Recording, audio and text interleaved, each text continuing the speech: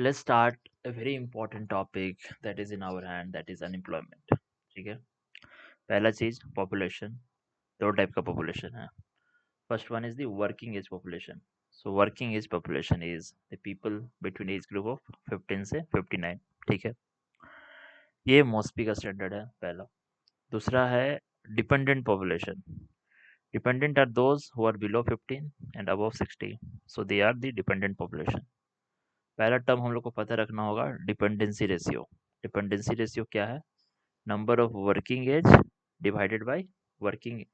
Non working dependency ratio क्या है? Non working age population divided by working age population. ठीक है, तो डिपेंडेंसी रेशियो ही वो पैरामीटर है जिससे हम लोग बर्डन मापते हैं, पहला चीज. ठीक है, दूसरा क्या है? Second is the labour force participation rate. ठीक है, इसमें क्या है? Labour force divided by total population. तो लेबर फोर्स में क्या क्या आ रहा है? लेबर फोर्स में जो वर्क कर रहा है या एक्टिवली सीकिंग वर्क कर रहा है, ये दो लोग आपका लेबर फोर्स में आ रहा है. तो labour force divided by total population is labour force participation rate. ठीक है, अब अनएम्प्लॉयमेंट में कौन आ रहा है? Unemployment rate is equal to unemployment divided by labour force. तो लेबर फोर्स में कौन कौन था? लेबर फोर्स में जो वर्किंग कर रहा था या जो एक्टिवली सीकिंग वर्क कर रहा था. ठीक है, ये चीज है. सबके बाद चौथा पांचवा टर्म हम लोग को समझना है, डेमोग्राफिक डिविडेंड. डेमोग्राफिक डिविडेंड क्या होता है? Demographic dividend is the economic benefit आपको मिलेगा when your with your population structure. ठीक है, so if your population structure is young and healthy, the economic benefit you get is the demographic dividend. Simple definition. Median age कितना है? 29. अपना 65 population का. ठीक है, तो डेमोग्राफिक डिविडेंड या तो डिजास्टर भी बन सकता है, डेमोग्राफिक डिविडेंड भी बन सकता है.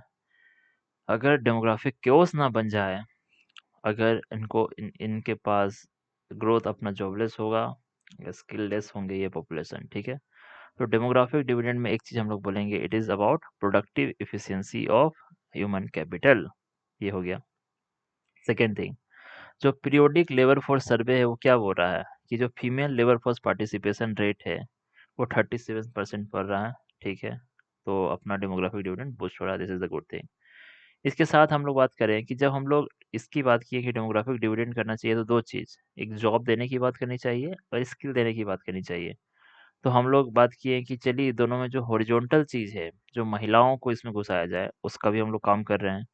when you see the budget, so that when we talk about employment linked incentive, तो उसका पीछे भी कारण वही है कि फॉर्मल जॉब क्रिएशन ज़्यादा से ज़्यादा हो, people are coming into the formal fabric. ठीक है, क्यों हम लोग ऐसा करना चाह रहे हैं? Because the in the ageing societies they are much more investing in the. हम लोग पहले ही देख चुके हैं कि even though they have the negative interest rate, they are not investing in the infrastructure.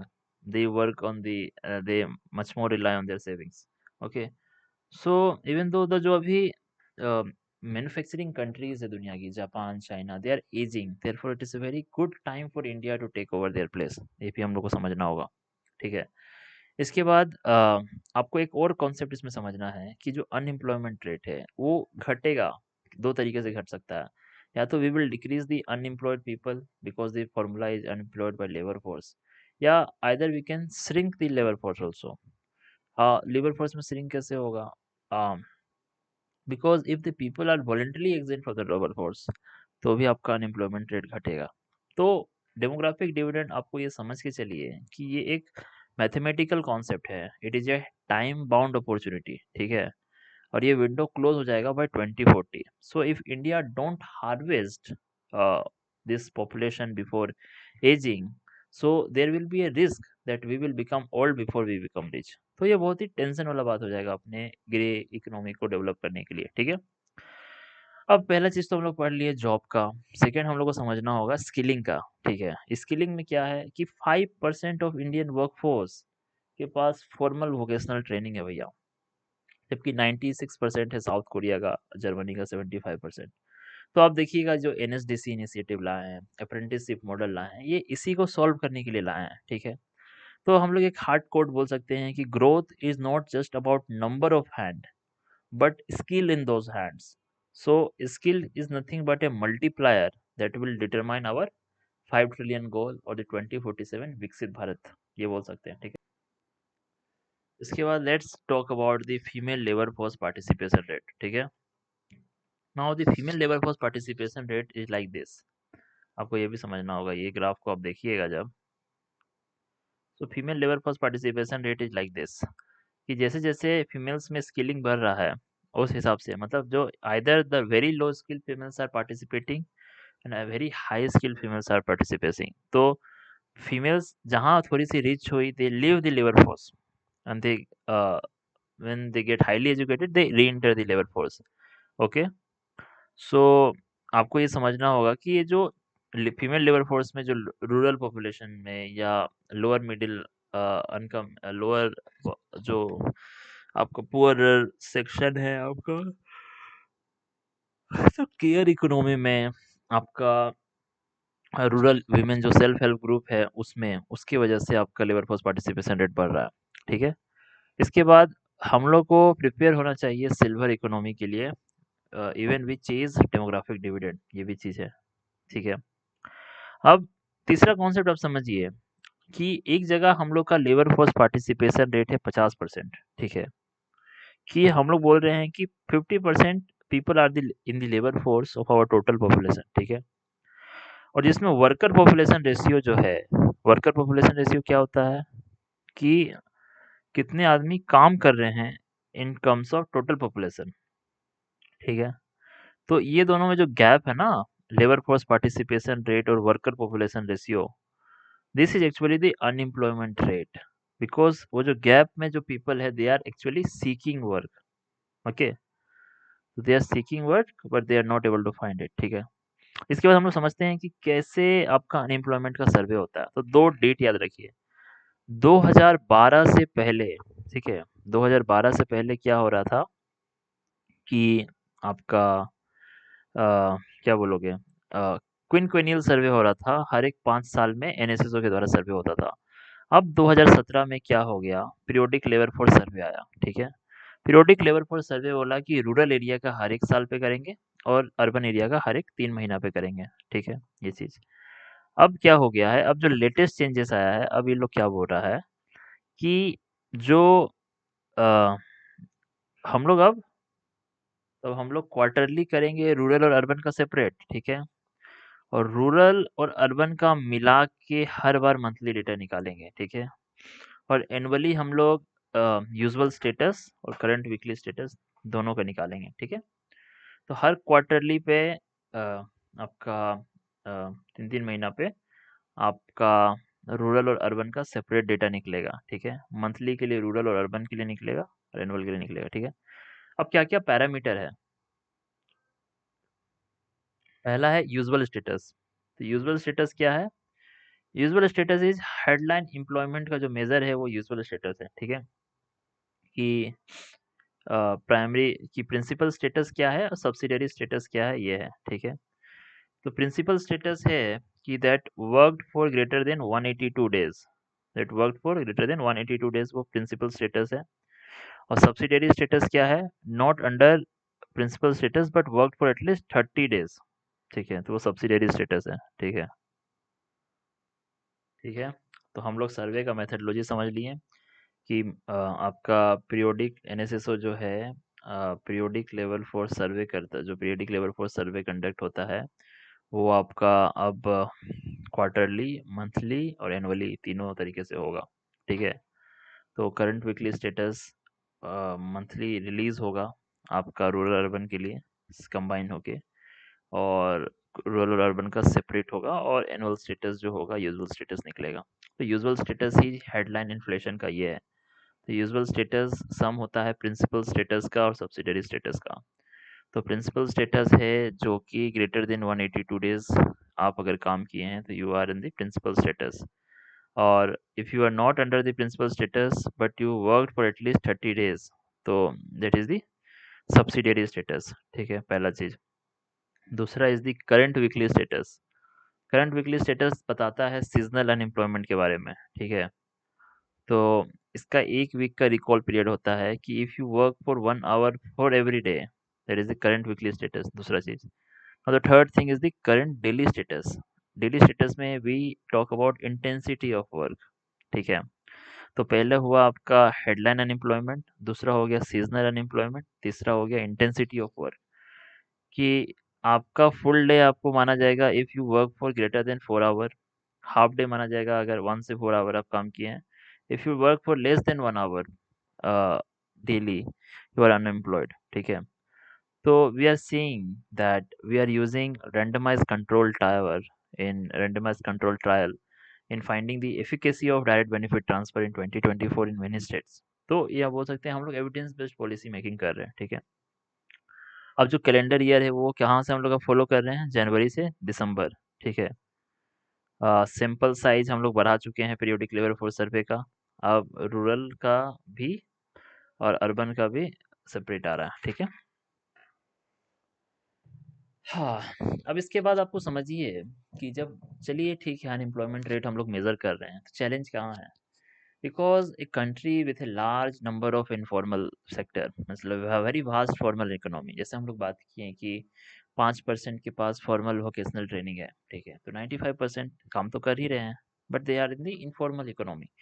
सो अगर हम दो तरह का चीज़ें लेते हैं, एक आपका करंट वीकली स्टेटस हो गया जो कि शॉर्ट टर्म व्यू है, और आपका जो यूजुअल स्टेटस है वो लॉन्ग टर्म व्यू है, ठीक है। तो जो लॉन्ग टर्म व्यू है वो बताता है क्रोनिक अनएम्प्लॉयमेंट, ठीक है। मतलब कितने लोग आर अनएम्प्लॉयड और जो एम्प्लॉयड रहे हैं मेजोरिटी ऑफ द ईयर, ठीक है। जो करंट वीकली स्टेटस आपको बताता है कि सीजनल डिप्स के बारे में, कि चलिए भैया ये महीना आपका इतने बंदे अनएम्प्लॉयड रह रहे हैं सीजनल तरीके से, ठीक है। तो करंट वीकली स्टेटस का जो ये है यूटिलिटी, वो अर्बन यूटिलिटी है, क्योंकि वहाँ पे जो कैजुअल मोबाइल लेबर्स होते हैं, ठीक है। तो और थर्ड है आपका सब्सिडियरी स्टेटस, जैसे कि हम लोग दो तरीके की चीज पकड़े हैं, एक यूजुअल स्टेटस है और सब्सिडियरी स्टेटस है। यूजुअल स्टेटस क्या था, जो कि 182 दिन से ज्यादा काम किया, ठीक है। उसके बाद सब्सिडियरी स्टेटस है, चलिए ठीक है आप प्राइमरी स्टेटस में नहीं है बट आप 30 दिन से ज्यादा काम किए हैं, तो that is the subsidiary status, ठीक है। तो सब्सिडियरी स्टेटस जो है, they talk about the distress employment, ठीक है। मान लीजिए कोई student as a delivery agent काम कर लिया, तो इट इससे क्या पता चलता है, अगर सब्सिडियरी स्टेटस में भी अगर कोई बंदा काम कर रहा है, just under estimate the unemployment, ये आपको समझना होगा, ठीक है।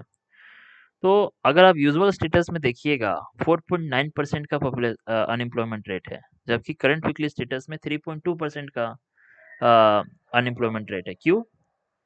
क्योंकि people have jobs on paper but spend many weeks without work, ये चीज आपको समझना होगा, ठीक है। तो ये आपका करंट वीकली स्टेटस का कारण है, ठीक है। ये आपका स्टॉक वेरिएबल है ऑफ द, ओके, और ये आपका फ्लो वेरिएबल है, ठीक है। और जो आपका ये एनएसओ कंडक्ट नहीं कराती है, ठीक है। तो ये जो आपका डेली स्टेटस है ना, ये आपका ये कंडक्ट कराती है, सीएमआई ई बोल के एक संस्था है, ये कराती है। बल्कि जो सीडब्ल्यूएस और यूजुअल स्टेटस मेथड है, ये आपका एनएसओ का या मोस्पी का वैलिड सर्वे है, ठीक है। हाँ, इसके बाद अब क्वेश्चन पूछा जाएगा अनएम्प्लॉयमेंट क्यों, ठीक है। तो बेसिक क्लासिकल थॉट अनएम्प्लॉयमेंट के दुनिया में ये बोला जाता है कि भैया प्रॉब्लम कहाँ है। देयर इज टू थिंग, कि हम आपको demand, there is a market में चले जाइए, सोचिए लेबर मार्केट है, हम आपको पैसा देंगे, लेबर उठाएंगे, ठीक है। तो there will be a demand of labour and there is a supply of labour, जहाँ पे वो पॉइंट इंटरसेक्ट करेगा that will be the cost of labour, ठीक है। आप समझ गए यहाँ तक। अब प्रॉब्लम कहाँ आता है ना, जैसे कि ये बोलना चाह रहे थे जो क्लासिकल इकोनॉमिस्ट, कि देखिए मार्केट तो डिटरमाइन कर लेगा आपका लेबर रेट, बट दिक्कत तब आएगी जब गवर्नमेंट इंटरवीन करती है विद द मेजर्स लाइक क्या minimum there will be floor wage you should give. तो उससे क्या होगा कि उतना डिमांड है नहीं उस प्राइस रेंज पे, ठीक है। तो उस प्राइस रेंज पे सरप्लस है लेबर का, बट डिमांड नहीं है उतना, ठीक है। तो ये क्लासिकल थॉट हुआ और इसकी वजह से पीपल विल गॉट अनएम्प्लॉयड, ठीक है। दूसरा है Keynesian logic. John Maynard Keynes, जब they he is saying that in the long run we all are dead, वो बोल रहे हैं कि ऐसा नहीं है। अनएम्प्लॉयमेंट का मेजर कारण है लोअर एग्रीगेट डिमांड, ठीक है। क्योंकि फर्म कम बेच रहे हैं इसलिए कम हायर कर रहे हैं, और कम हायर भी कर रहे हैं तो उनको कम इनकम दे रहे हैं, ठीक है। अब कम हायर है, कम इनकम है, कम एग्रीगेट डिमांड है, तो वो एक विशियस साइकिल चल रहा है।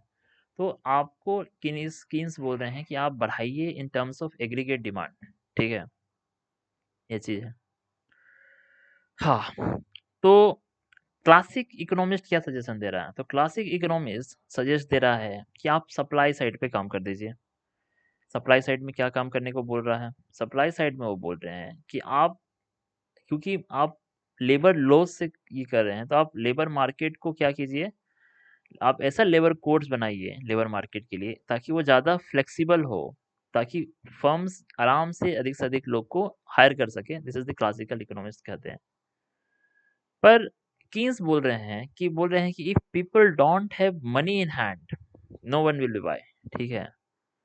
तो ये बोल रहा है कि भैया आप क्या कीजिए कि इवन दो आप इसके समय भी आप ये वेलफेयर लॉज चलाते रहिए। जब when you see the MNREGA schemes, when you see PM Awas schemes, so it is a very wonderful schemes for solving the, you can say, the Keynesian model of unemployment, okay, कि जो engine है demand का वो चलते रहे even in slow down, ठीक है।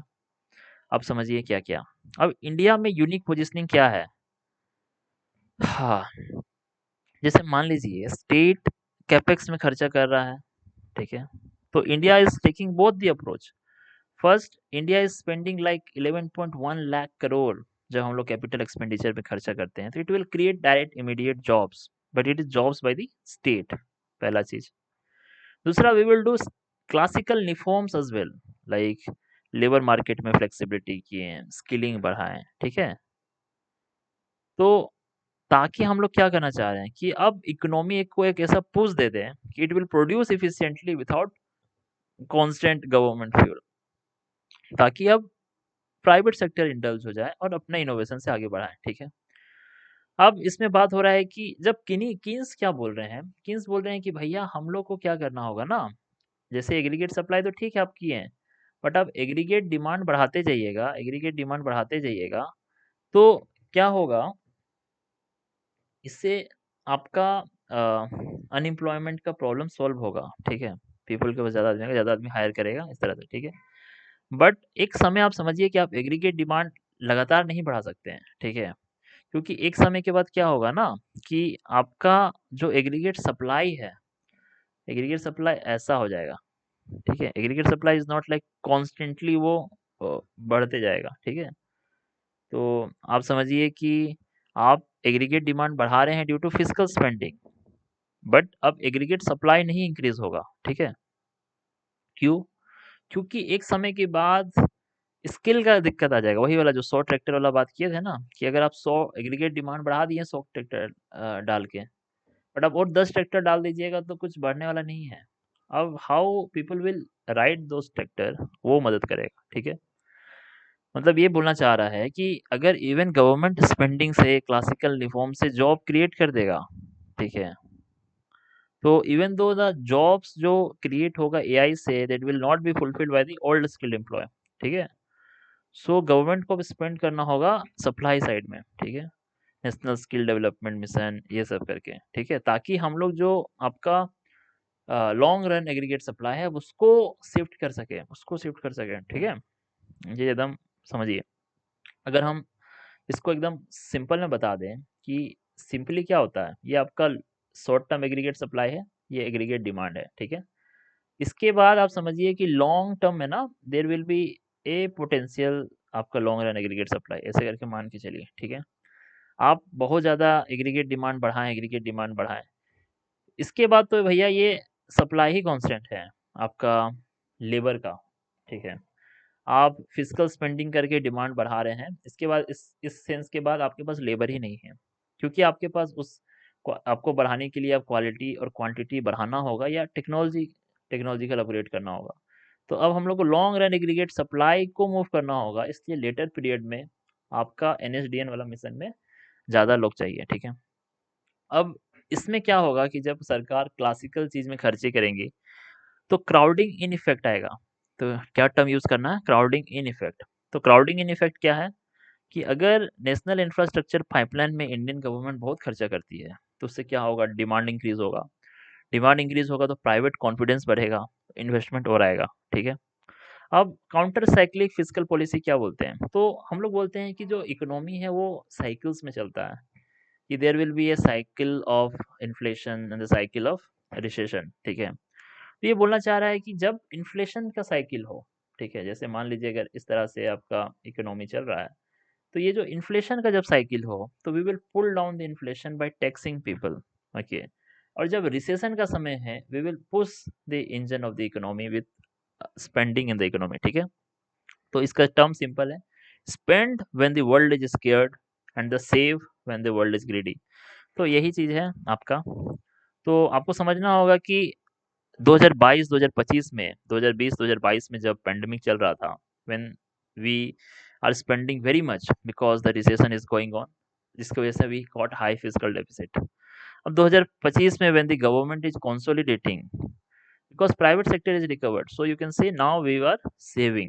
Okay, so we need to think the recovery कैसा हुआ। अगर कभी भी कोई रिसेशन आता है, उसके बाद रिकवरी कैसा हुआ, तो हम लोग हमेशा सोचते हैं कि वी सेफ रिकवरी हो, बट बोला जाता है कि के सेफ रिकवरी हो रहा है। ठीक है, ये चीज है।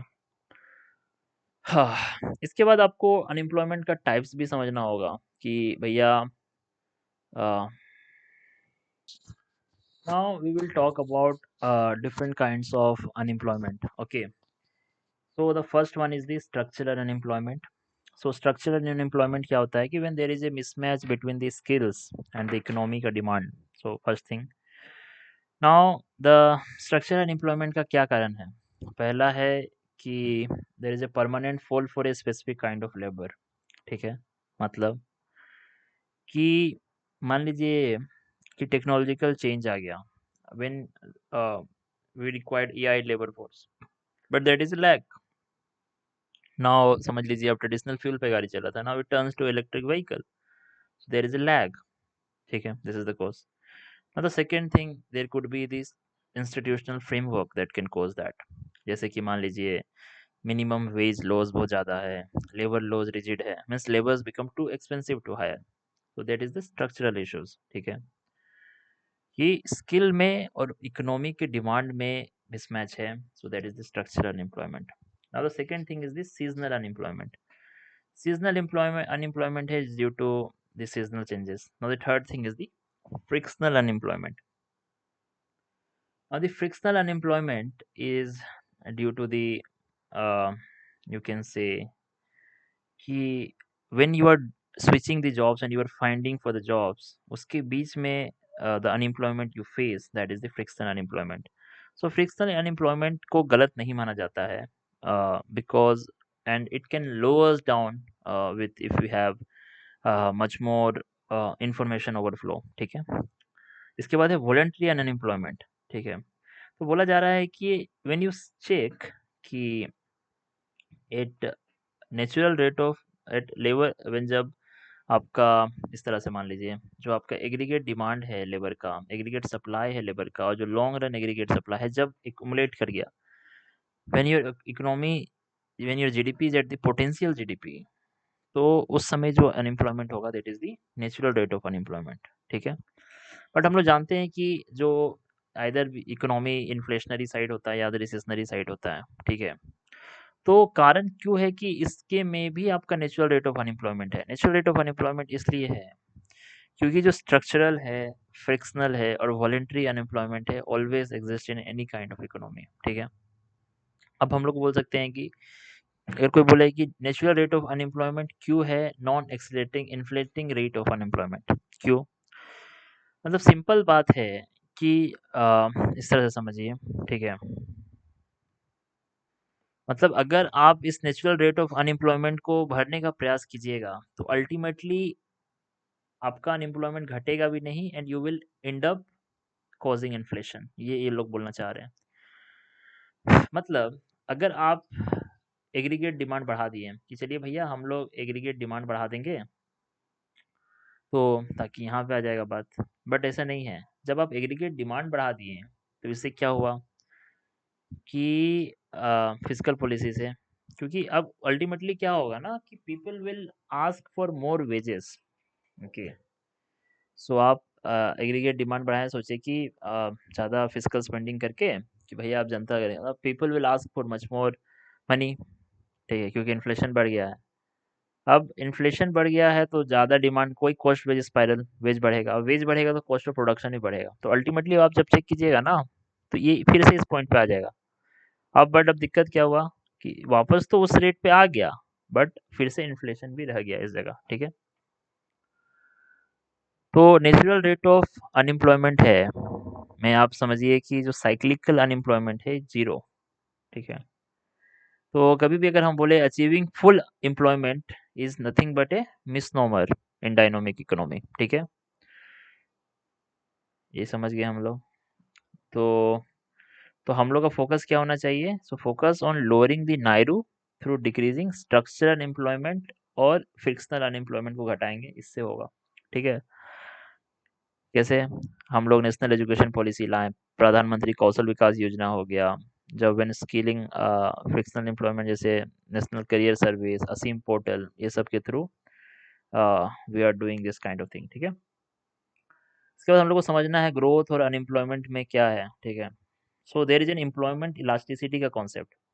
एम्प्लॉयमेंट इलास्टिसिटी क्या होता है कि आप अ, कि जीडीपी ग्रोथ में कितना चेंज होगा तो कितना चेंज होगा एम्प्लॉयमेंट में। ठीक है, how much job is created with the change in GDP, that is the concept of employment elasticity, as simple as that. ठीक है, जो हम लोग सी ए जी आर रेट बोलते हैं ना, वो आपका यही है, करेंट क्या बोलते हैं, करेंट एक्यूमुलेटेड ग्रोथ रेट।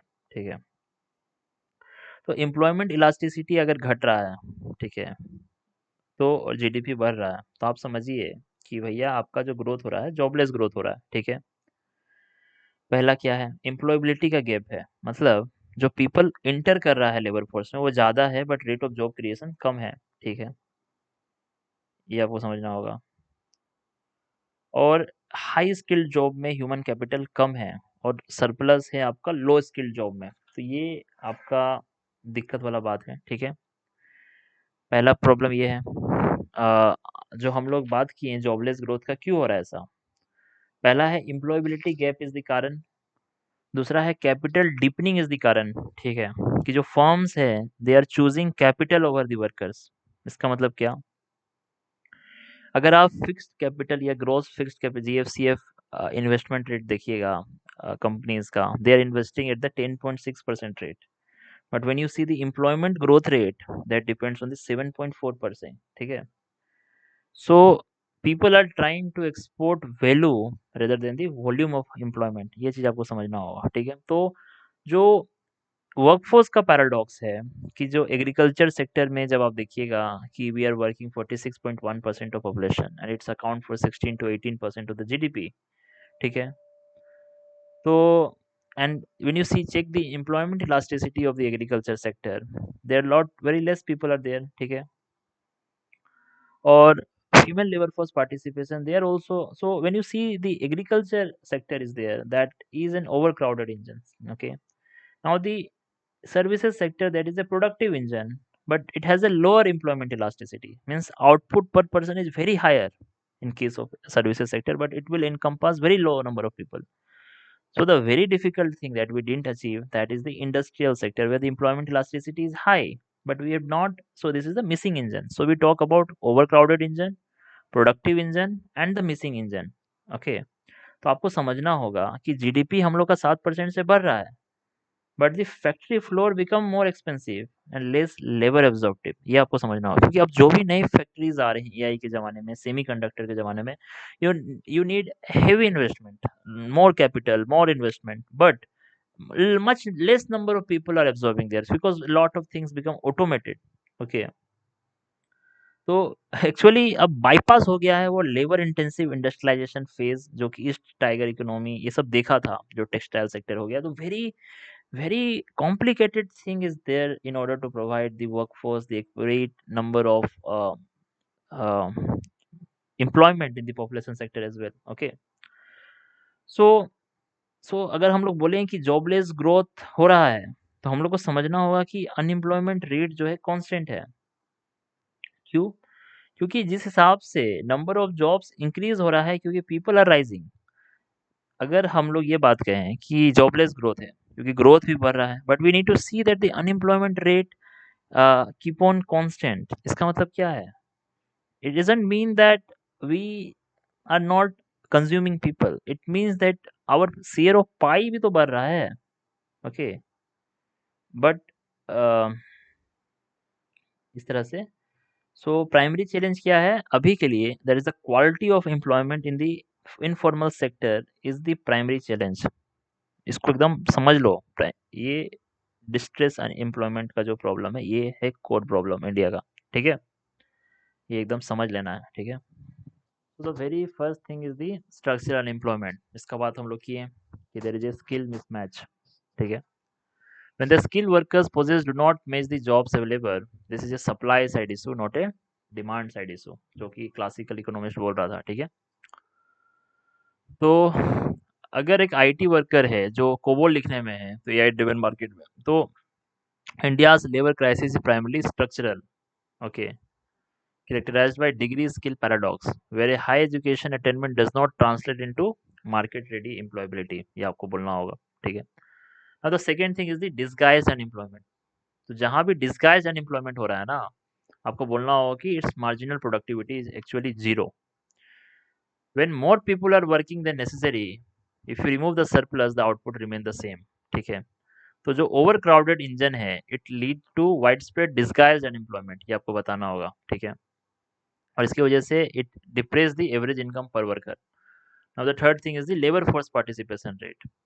तो labour force participation rate decline कर रहा है, पर्टिकुलरली अमॉन्ग वीमेन। ये क्या सजेस्ट कर रहा है कि जो अनएम्प्लॉयमेंट हेडलाइन रेट है, ये अंडर एस्टिमेट कर रहा है the true extent of the labour market distress.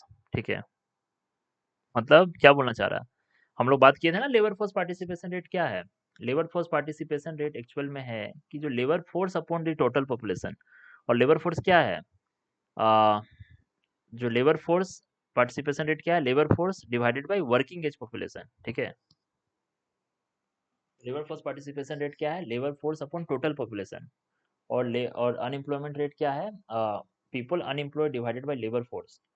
तो आप लेबर फोर्स पार्टिसिपेशन रेट को आप बोलिएगा कि आ, कि एक लो लेबर फोर्स पार्टिसिपेशन रेट क्या है?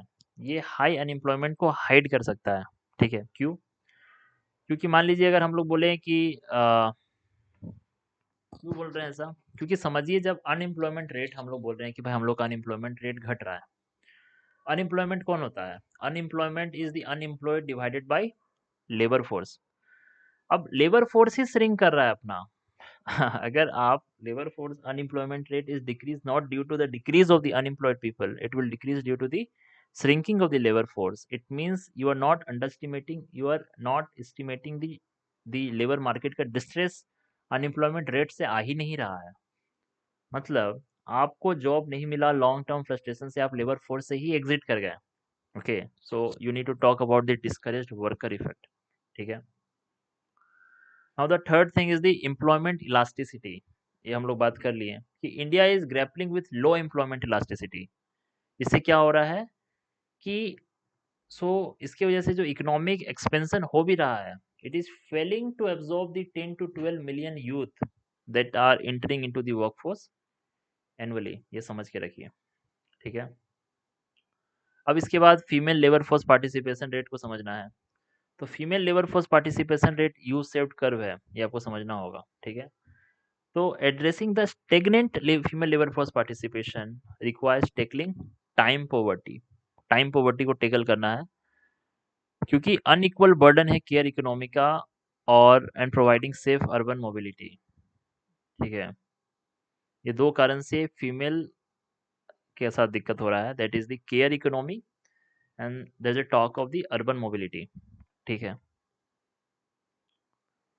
इसके बाद है vulnerable employment, informal sector. Informal sector का बात करना होगा कि अगर आप gig workers, daily wage construction labour का बात कीजिए, तो इसमें क्या हो रहा है कि जो job without any formal contract, social security और जो fixed hours, that is the informal sector and the most of the India's employed under the vulnerable employed sector. Okay, तो जहाँ एक साइड हम लोग बोल रहे हैं कि gig economy is expanding, so it blurred the lines of the employment and the self employment, so it will lead to the rise of vulnerable employment without the traditional safety nets। ठीक है, इसके बाद हम लोग को बात करना होगा लिविसियन शिफ्ट के बारे में। लिविसियन शिफ्ट क्या है? लिविस बोल रहे हैं कि ग्रोथ कब होगा?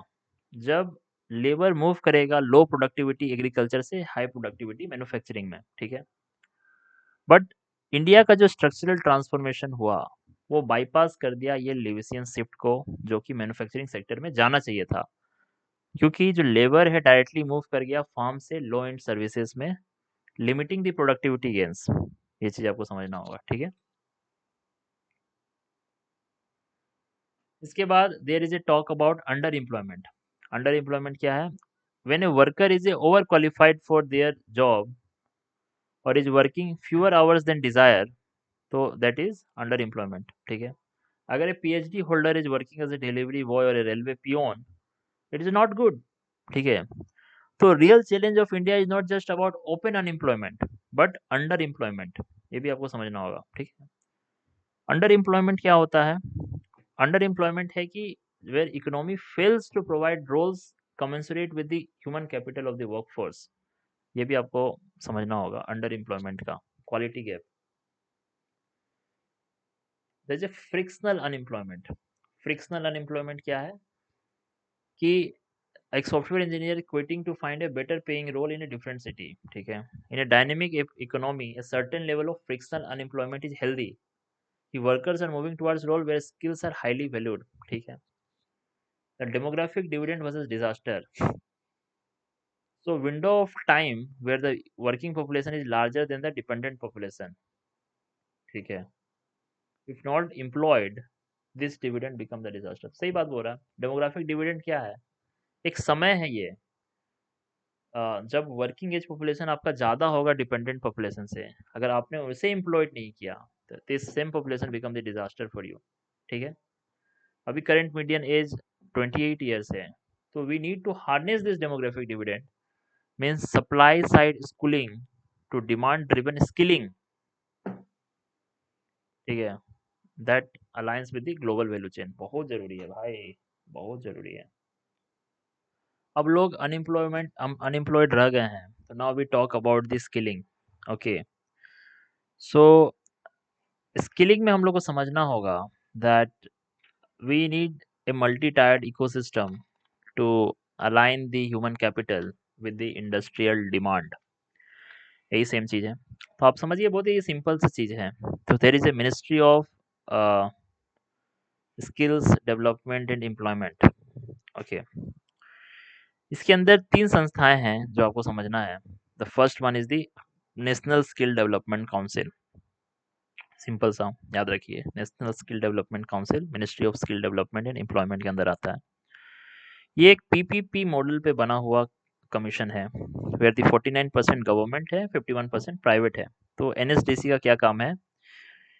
एक संस्था, एक सेक्टर स्किल काउंसिल होता है, तो एनएसडीसी ही इसे चलाती है सेक्टर स्किल काउंसिल को। ठीक है, और प्राइवेट सेक्टर स्किलिंग को भी एनएसडीसी ही फंड करती है। ठीक है, then there is a national council for voluntary employment training, तो वीईटी एनसीवीईटी है। ठीक है, ये एनसीवीईटी क्या है?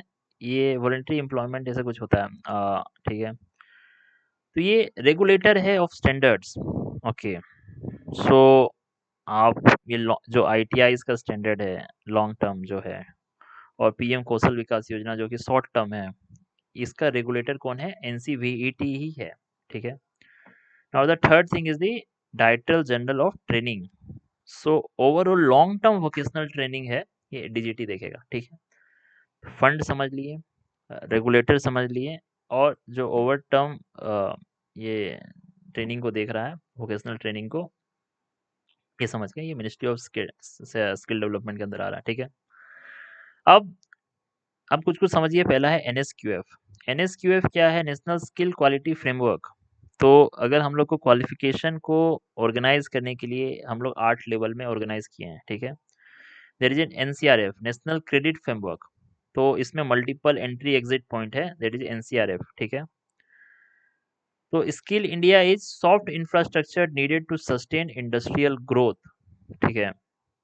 स्किल इंडिया क्या है? एक skill India is a program to create a soft infrastructure for, so there's a hard infrastructure, so there's we this program is to create this soft infrastructure, ठीक है, स्किल इंडिया मिशन। इसके तहत एक scheme है PM कौशल विकास योजना। क्या याद, basic चीज याद रखना है कि इसका जो इम्प्लीमेंटिंग बॉडी है एनएचडीसी है, ठीक है। पॉलिसी इसका बनाएगा MOSD, ministry of skill development. इसका रेगुलेटर होगा एनसीवीटी, ठीक है। अब इसका fourth you can say the phase है। तो इसका एम है कि around we want to skill 4.1 crore youth and we want industry 4.0 skills like AI, robotics, 5G, green hydrogen, इस तरह के इंडस्ट्रियल स्किल्स हम देना चाहते हैं। This is the first thing. Now the second thing is the skill India digital hub, ठीक है, कि देयर इज ए उद्यम portal that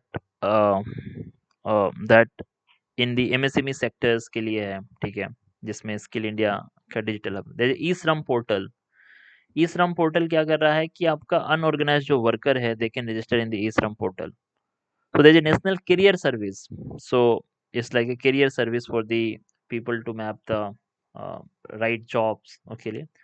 Then ASEEM portal is for skilled worker का मैपिंग के लिए, देन असीम पोर्टल, ओके।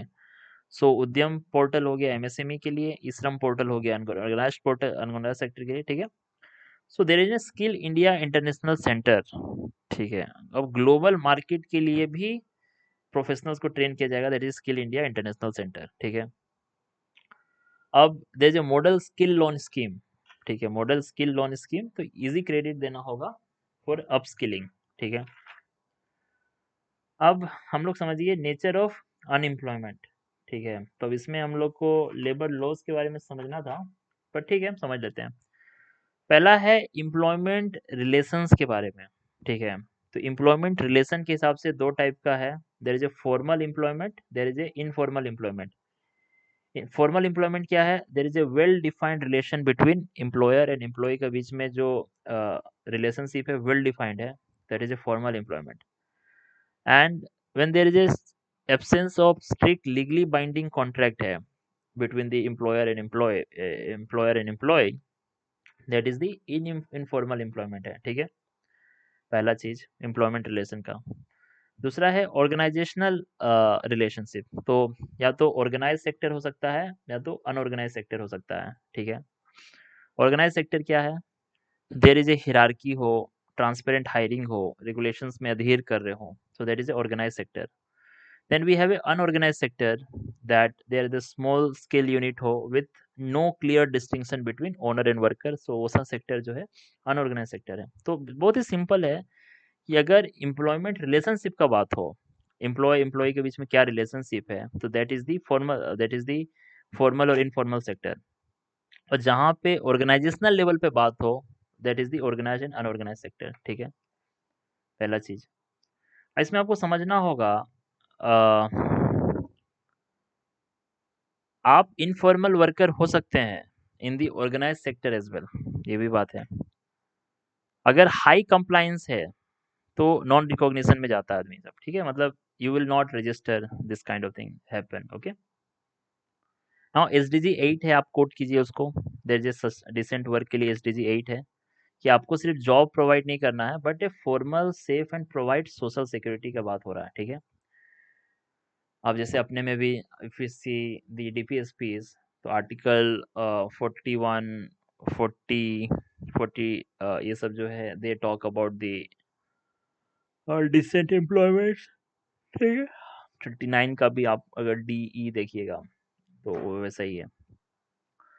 तो voluntary dwarfism है MSME का, ठीक है। ये भी एक कोर कॉन्सेप्ट है जो समझना है कि half of the organised manufacturing firm है, ठीक है, उसका मान लीजिए कैसे समझाएं आपको, जो ऑर्गेनाइज सेक्टर आप लीजिएगा उसका हाफ ऑफ दी जो ऑर्गेनाइज सेक्टर है उसका एम्प्लॉयमेंट शेयर है वो 14%, ठीक है, और नेट वैल्यू एडेड है 8%।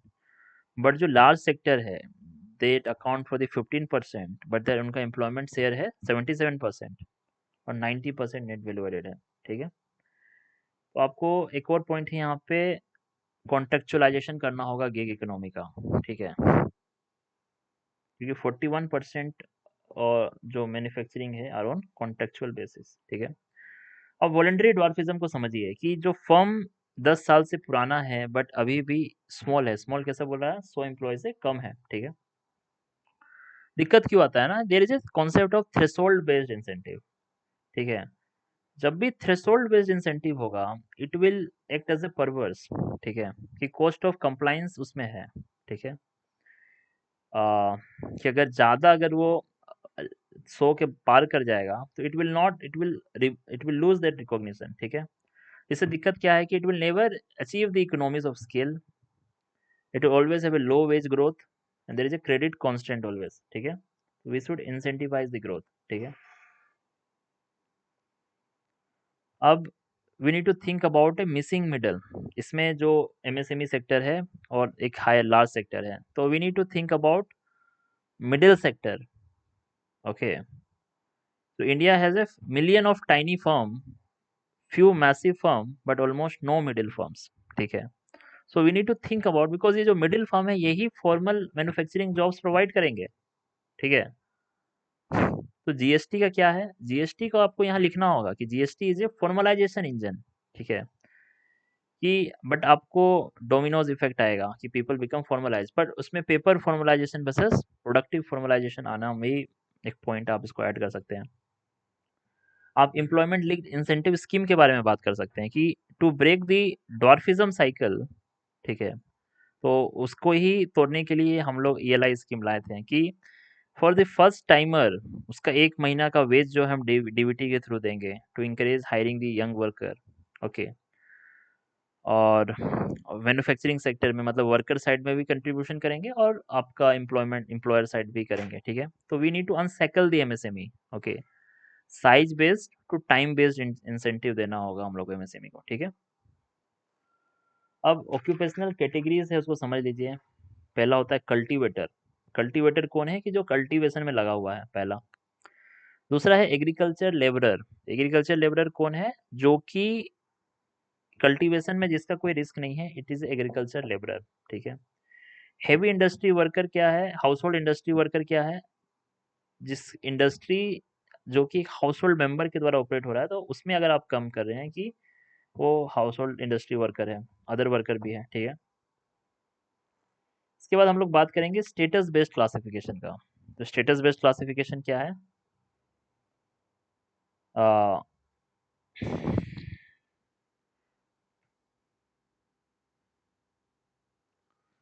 कि there is a separate self employment, ठीक है. पहला है ऑक्यूपेशनल कैटेगरीज. तो ऑक्यूपेशनल कैटेगरी यही है, cultivator, agriculture labourer, house hold worker और अदर.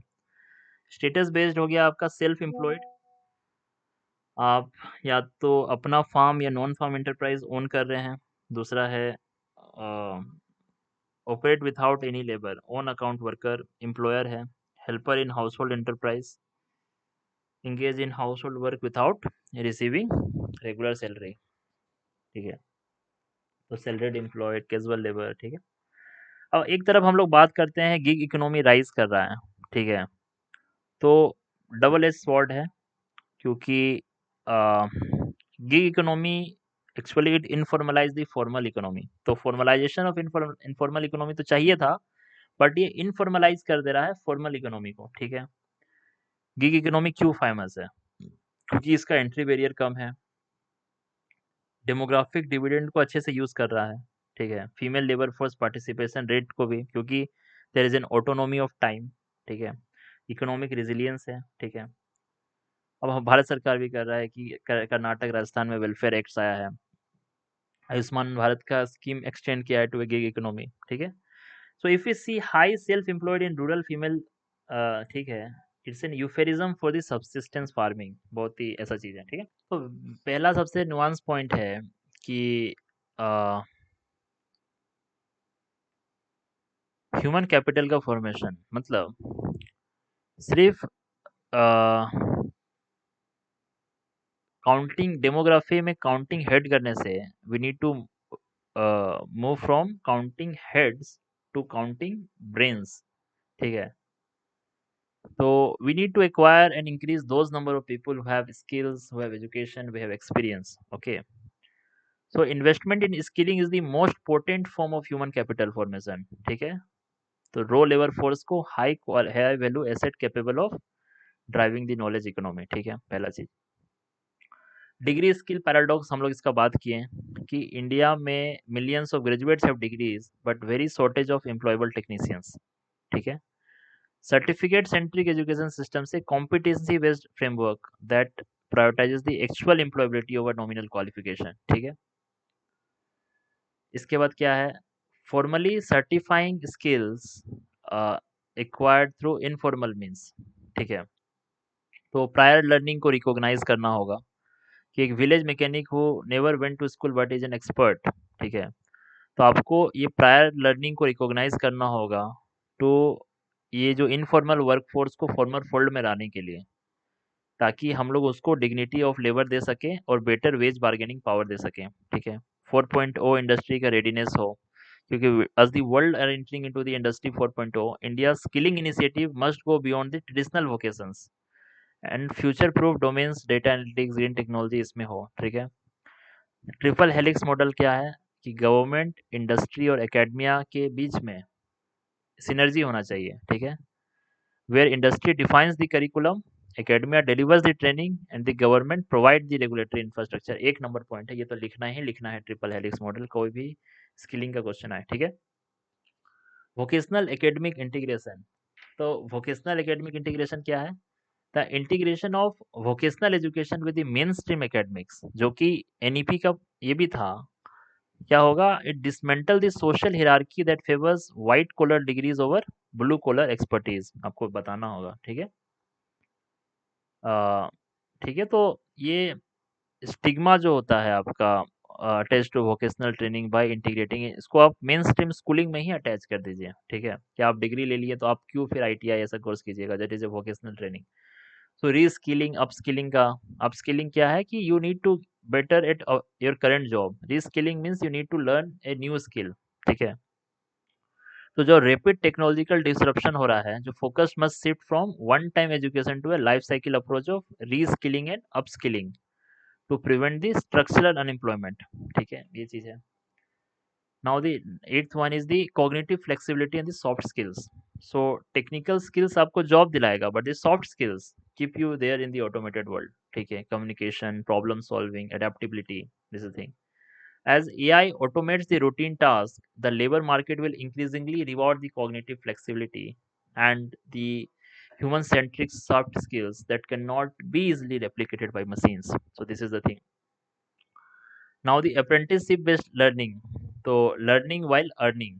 ठीक है, मतलब कि we need to think that apprenticeship जो लेड लर्निंग है, ये मोस्ट इफेक्टिव वे है to lower the search cost for the employers. ठीक है, so it provides hand on experience to the youth, ensuring a seamless school to work transition. ठीक है, apprenticeship lead training. ठीक है, learning while earning. ठीक है, तो अप्रेंटिसशिप लेड लर्निंग है कि इससे क्या होगा, आप उसको अप्रेंटिसशिप दीजिए, काम दीजिए थोड़ा सा।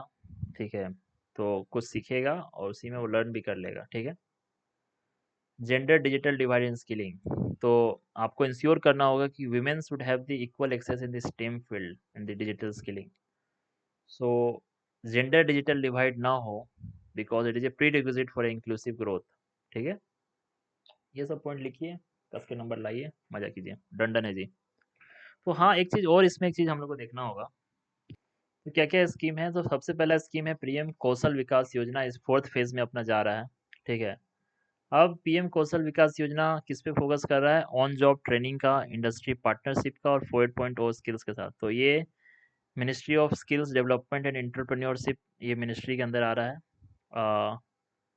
4.0 स्टेट लेड इम्प्लीमेंटेशन मॉडल। ठीक है, new age courses like coding, drone, soft skills. ठीक है, इसके बाद पीएम विश्वकर्मा योजना है। पीएम विश्वकर्मा योजना इंड टू इंड आपका आर्टिसंस एंड क्राफ्ट्समैन पीपल्स को देगा। ये मल्टी मिनिस्ट्रियल प्रोजेक्ट है, एमएसडीएमई, एमएसएमई और डिपार्टमेंट ऑफ फाइनेंशियल सर्विसेज सब मिलकर काम कर रहा है। तो 18 ट्रेडिशनल ट्रेड्स है जिसको ये लोग कवर कर रहा है। कि कोलेटरल फ्री क्रेडिट दे रहा है with concessional interest rate of 5%, ठीक है। एक आपका दीनदयाल उपाध्याय ग्रामीण कौशल योजना है, ठीक है। तो ये क्या है, मिनिस्ट्री ऑफ रूरल डेवलपमेंट का स्कीम है, ठीक है। प्रधानमंत्री दीनदयाल उपाध्याय ग्रामीण कौशल योजना, इसका ये प्लेसमेंट लिंक स्किलिंग स्कीम है रूरल पुअर यूथ के लिए, ठीक है। तो ये नेशनल रूरल लाइवलीहुड मिशन के तहत है, दीनदयाल उपाध्याय ग्रामीण कौशल योजना। इसका टारगेट एज है 15 से 35। इसका मैंडेट है at least 70% of the train candidate must be guaranteed placement. ये आपका मैंडेट है दीनदयाल उपाध्याय ग्रामीण कौशल विकास योजना का, ठीक है। एक संकल्प है और स्ट्राइव है। संकल्प है आपका डिस्ट्रिक्ट लेवल स्किल प्लानिंग, ठीक है। स्ट्राइव है आपका focus improving relevance and efficiency of ITI, ठीक है। इंडस्ट्रियल ट्रेनिंग इंस्टीट्यूट जो है, आईटीआई है, ठीक है। स्ट्राइव और संकल्प याद रखिए, मिनिस्ट्री ऑफ स्किल डेवलपमेंट, और ये दोनों ही वर्ल्ड बैंक असिस्टेड प्रोजेक्ट है। तो संकल्प आपका स्किल एक्विजिशन के लिए है, संकल्प का skill acquisition and knowledge awareness for livelihood promotion, ठीक है। मनरेगा, अब मनरेगा को समझिए कि भैया अब वो तो वी राम जी है तो उसको पढ़ना ही होगा, ठीक है। एक नेशनल अप्रेंटिसशिप प्रमोशन स्कीम है, ठीक है, ministry of skill development in employment का, ठीक है। इसमें गवर्नमेंट डीबीटी करती है to pay 25% of the stipend directly to the apprentice bank account. तो एम्प्लॉयर का बर्डन हट कम करने के लिए, तो एम्प्लॉयमेंट लिंक इंसेंटिव हो गया, नैप्स हो गया, इधर स्कीम हो गया, ठीक है। एक नेशनल करियर है, आत्मनिर्भर भारत रोजगार योजना। तो आत्मनिर्भर भारत रोजगार योजना है कि अ, क्या करेगा government, pay both employers and employees shares of PF contribution for new employees in small firms. ये ministry of labour and employment का है, ईपीएफओ, ठीक है ना। तो प्रधानमंत्री आत्मनिर्भर भारत रोजगार योजना, ठीक है। तो इंसेंटिवाइज करना था एम्प्लॉयर्स को टू क्रिएट न्यू जॉब्स। तो आत्मनिर्भर भारत रोजगार योजना है, क्या करेंगे कि पीएफ कंट्रीब्यूशन करेंगे 24%, ठीक है, एम्प्लॉयर के साइड से भी, एम्प्लॉय के साइड से भी, ठीक है। नेशनल करियर सर्विस आपका ministry of labour and employment के साइड से है। तो आप एक डिजिटल प्लेटफॉर्म आप बताइएगा कि वन स्टॉप है, कि जो कि जॉब सीकर्स, एम्प्लॉयर्स और काउंसलर्स के लिए, ठीक है। जॉब मैच मेकिंग करने के लिए है national career service. Employment generation programme, तो एमएसएमई का मिनिस्ट्री है, implemented by KVIC Kaushal Vikas Kendra जो है, ठीक है। इसमें इंडिविजुअल सेटअप कर सकता है न्यू माइक्रो एंटरप्राइजेस, ठीक है, एम्प्लॉयमेंट जनरेशन स्कीम्स। तो अ, ये दो ओल्डर स्कीम्स को मर्ज कर दिया गया है, रूरल एम्प्लॉयमेंट जनरेशन ये है, और पीएमआरवाई क्या है, पीएमआरवाई आपका प्रधानमंत्री रोजगार योजना। तो प्रधानमंत्री रोजगार योजना और रूरल एम्प्लॉयमेंट गारंटी प्रोग्राम जो है, दोनों को मिला के पीएमईजीपी, तो मिनिस्ट्री ऑफ एमएसएमई के अंदर आ रहा है, ठीक है। रूरल अर्बन एरिया दोनों के तहत है। इसमें बेसिकली सब्सिडी स्कीम है, इंडिविजुअल्स को दिया जाएगा अगर आप नया माइक्रो एंटरप्राइज बनाइएगा, बेसिक यही है, ठीक है। श्रेयस स्कीम जो है, हम लोग अभी पढ़े हैं, Shreyas scheme for higher education in apprenticeship skill. तो आप इंडस्ट्री अप्रेंटिसशिप अपॉर्चुनिटी दीजिएगा जो जनरल डिग्री के ग्रेजुएट है, जैसे बीए हो गया, बीएससी, बीकॉम हो गया, उनके लिए श्रेयस स्कीम है, मिनिस्ट्री ऑफ एजुकेशन है। तो एमएसडी और लेबर मिनिस्ट्री के साथ मिल रहा है, ठीक है। तो ये फाइनल ईयर स्टूडेंट्स के लिए है, ठीक है, श्रेयस स्कीम्स। तो श्रेयस स्कीम समझ गए, नैप्स स्कीम समझ गए, मनरेगा समझ गए, संकल्प स्ट्राइव समझ गए। संकल्प आपका डिस्ट्रिक्ट लेवल प्लानिंग के लिए है, स्ट्राइव जो है relevance and efficiency of ITI के लिए है, ठीक है। दीनदयाल उपाध्याय ग्रामीण कौशल योजना, ठीक है। पीएम विश्वकर्मा स्कीम, पीएल कौशल विकास योजना, ठीक है। तो सब समझ जाओ, संकल्प आपका इकोसिस्टम बनाने के लिए है, वर्ल्ड बैंक फंडेड है। प्रधानमंत्री एम्प्लॉयमेंट जनरेशन या एंटरप्रेन्योरशिप के लिए है, इम्प्लीमेंटेड बाय केवीआईसी। अभी केवीआईसी क्या है, Khadi and village industry commission. तो Khadi and village industry commission है, पीएमईजीपी इसके द्वारा हो रहा है। मनरेगा अनस्किल्ड लेबर के लिए है। रूरल प्लेसमेंट के लिए दीनदयाल उपाध्याय ग्राम कौशल विकास योजना है। तो 70% मैंडेटरी प्लेसमेंट है, ये इसका डीडीयू जीकेवाई का फीचर है। पीएम विश्वकर्मा योजना 5% नेशनल क्रेडिट देगा विदाउट कोलेट्रल, ठीक है। और पीएम कौशल विकास योजना शॉर्ट टर्म स्किलिंग है, तो हम लोग अभी पढ़े ही थे कि वो ठीक है। तो हिरार्की देखो ऐसा है बेटा, बहुत टॉप में नीति आयोग है, प्रधानमंत्री ऑफिस है जो लॉन्ग टर्म विजन बताएगा विकसित भारत 2047 का, ठीक है। तो अगर कोई पीएम विश्वकर्मा स्कीम्स है जो मल्टी मिनिस्ट्रियल स्कीम है, तो कोऑर्डिनेट करेगा होल ऑफ गवर्नमेंट अप्रोच के लिए, ठीक है। अब सप्लाई साइड से समझिए, पहला है ministry of skill development and entrepreneurship, ठीक है। जो स्किल लेवल अगर बनाना है तो आपका एमएसडी है, तो एमएसडी के अंदर क्या क्या काम करता है हम लोग पढ़े थे, NCVT, national council for vocational education and training, ये रेगुलेटर होता है, ये स्टैंडर्ड बनाता है बॉडीज़ को, जो क्रेडिट देती है वो अवॉर्डिंग बॉडीज़ को रेगुलेट करता है, और एनएसक्यूएफ को हैंडल करता है, ठीक है, नेशनल स्किल क्वालिफिकेशन फ्रेमवर्क, जो 8 कैटेगरी है उसमें, ठीक है। एनएसडीसी क्या है, एक नेशनल स्किल डेवलपमेंट कॉर्पोरेशन है, ये इम्प्लीमेंट करता है, ठीक है। पीपीपी है जो शॉर्ट टर्म ट्रेनिंग, जैसे कि प्रधानमंत्री कौशल विकास योजना, तो ये एनएसडीसी ही इसको इम्प्लीमेंट करेगा, ठीक है। ये डायरेक्टर जनरल ट्रेनिंग है, ठीक है, ये लॉन्ग टर्म वोकेशनल आर्म है, ठीक है, कि जो आईटीआईज है, अप्रेंटिसशिप विंग है, इसको डायरेक्टरेट जनरल ऑफ ट्रेनिंग है। तो आप मिनिस्ट्री ऑफ स्किल डेवलपमेंट के अंदर ये 3 विंग है, ठीक है। एक एनसीवीटी है, एक एनएसडीसी है, और एक आपका डीजीटी है, ठीक है। तो लॉन्ग टर्म के लिए डीजीटी, शॉर्ट टर्म के लिए एनएसडीसी, ठीक है। उसके बाद आप समझिए ये हो गया सप्लाई साइड से। डिमांड साइड से कि ये ट्रेन नहीं करेगा कि आपको जॉब मिले एंड यू आर प्रोटेक्टेड, तो ministry of labour and employment, ये आप समझिए, ठीक है। मिनिस्ट्री, इसके अंदर डीजी होते हैं, डायरेक्टरेट जनरल ऑफ एम्प्लॉयमेंट। तो एक जैसे नेशनल करियर सर्विस पोर्टल है, इसको ये लोग मैनेज करता है डायरेक्टरेट जनरल ऑफ एम्प्लॉयमेंट, तो नेशनल करियर सर्विस आपका मिनिस्ट्री ऑफ लेबर एम्प्लॉयमेंट के तहत आता है। तो समझ लीजिए ना कि ऐसा कोई भी स्कीम हो ना जो इंश्योर कराए कि आपको जॉब मिलेगा और प्रोटेक्टेड रहेगा, that is under the ministry of labour. और अगर ऐसा कोई स्किलिंग वाला जॉब है, that is the ministry of skilling development and entrepreneurship. तो ईपीएफओ, ईसीआईएस को जो सोशल सिक्योरिटी है, ये आपको सेफ्टी नेट प्रोवाइड करे, ये सब लेबर मिनिस्ट्री के अंदर आता है। तो आप समझ गए ना कौन कौन मिनिस्ट्री काम कर रहा है। अगर आप ग्रामीण कौशल विकास योजना या मनरेगा को देखिएगा, वो मिनिस्ट्री ऑफ रूरल डेवलपमेंट के अंदर है, ठीक है। और एमएसएमई, जो प्रधानमंत्री एम्प्लॉयमेंट गारंटी प्रोग्राम है, वो एमएसएमई के अंदर है। पीएम दक्ष स्कीम है, ये आपका मिनिस्ट्री ऑफ सोशल जस्टिस के अंडर है। और सैनिटेशन वर्कर है, श्रेयस वर्कर जो है, श्रेयस है आपका जो अप्रेंटिसशिप दे बीए बीएससी डिग्री को, भी मिनिस्ट्री एजुकेशन के अंदर है, ठीक है। तो सेंटर टू, ये सब चीज़ है, सही है। NCVT, DGT, NSO, labour bureau का एक चीज़ हम लोग को समझना होगा कि जो ईपीएफओ, ईसीआईसी है, ये सब लेबर मिनिस्ट्री के अंदर है। लेबर मिनिस्ट्री के अंदर ही लेबर ब्यूरो है, जो consumer price index, industrial worker और ये सब चेक करता है, डेटा कलेक्टर है, ठीक है। चलिए, डन है।